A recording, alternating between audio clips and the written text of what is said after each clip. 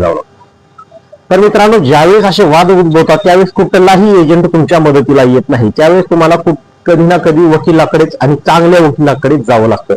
त्यामुळे असे मसुदे आणि असे ड्राफ्ट तयार करत असताना, म्हणजे एखादा खरेदी खताचा मसुदा तयार करत असताना त्याच्यात काय लिहायचे, कशा पद्धतीने लिहायचे, ते सर्व एखाद्या तज्ञ वकील व्यक्तीकडूनच करून घ्यावे.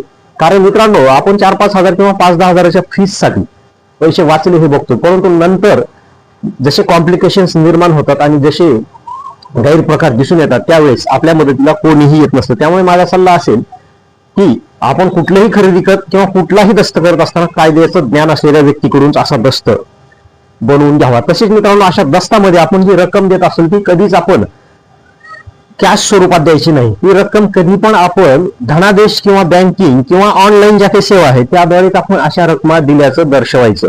मग तुमचं खरेदी खत असेल किंवा तुमचा एखादा